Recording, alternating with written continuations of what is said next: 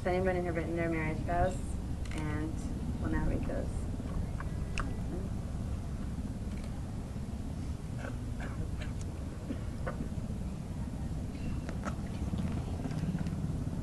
My dearest Brendan, although I feel that my writing cannot do justice in putting the contents of my heart, I'm crying. I will attempt to anyways. It seems to me that we were meant to be together. I don't know exactly the moment when I felt it. It might have been the 1000th time that I stared into your green eyes, or the 100th time you told me you loved.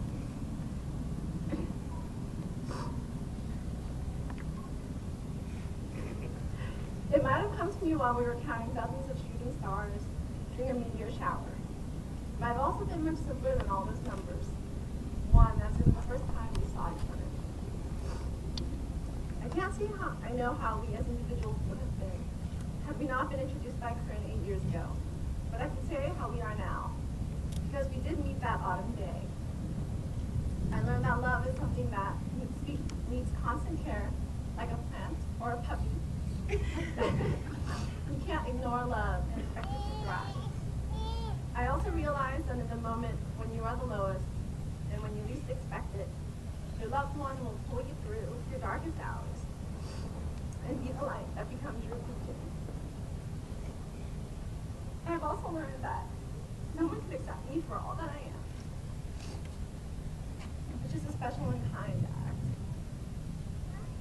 Brendan, I have seen you grow and mature into a man who speaks his mind, isn't afraid to question, is responsible, yet manages to still have a lot of fun.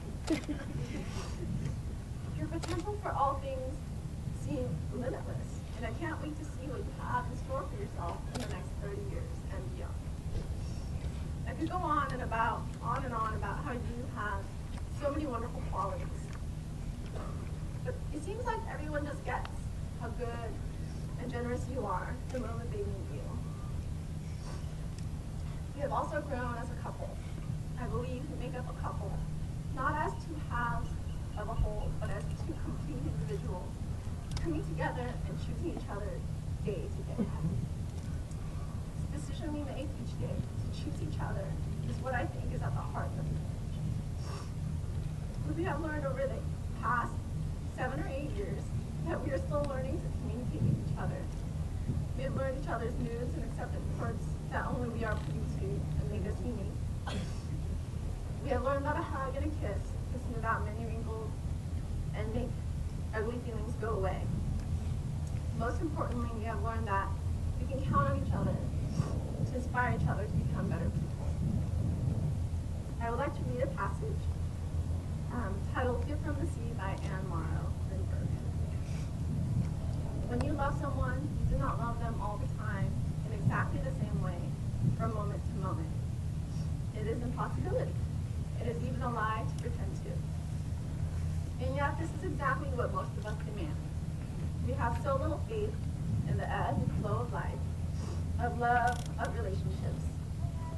We leap with the flow of the tide and resist in terror its ebb. We are afraid it will never return. We insist on permanency, on duration, on continuity, when the only continuity possible in life as in love is in growth and fluidity. In freedom, in the sense that dancers are free, barely touching as they pass, or partners in the same pattern. The only real security is not in owning or possessing, not in demanding or expecting, not in hoping even. Security in a relationship lies neither in looking back to what was in nostalgia, nor forward to what it might be in dread or anticipation, but living in the present relationship and accepting it as it is now. Relationships must be like islands. One must accept them for what they are here and now, within their limits, islands surrounded and interrupted by the sea, and continually visited and abandoned by the tides. As I stand before you today, I can hardly believe how lucky I am to become your wife, partner, and confidant. I feel and believe with every fiber of my being that our love will let us reach new heights of joy, as well as carry us through the hardest times of our life. I see my future in you and you alone, and you will continue to be my beacon for all the rest of my days.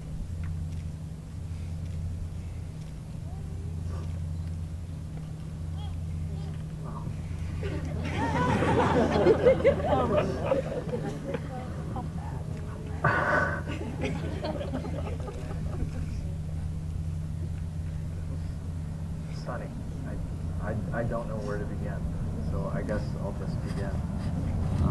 Of the two of us, you'd probably say I'm the writer, but you're the one always leaving notes, sending cards, writing letters. Me, I just stumble through this life saying, I love you too. And since I can't remember the last time I wrote you, and since I'm once again, when I wrote this far away from you in a cold gray town, this may end up sounding like a long-lost letter from me that you just found. It's always been hard for me to describe my feelings for you. How can I possibly describe the amount of love that I feel for you? I know that our love for one another will give us strength and pull us through difficult times. I know this because it has in the past. The level of respect and admiration that we hold for one another will last. For 3 long years, we lived the feast and famine life of a lifelong distance, watching movies together while we talked on the telephone, but still we'd spend our nights alone.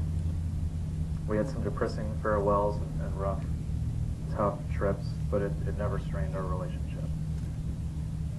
Our time together only seemed to make our bond stronger and our love for each other much stronger.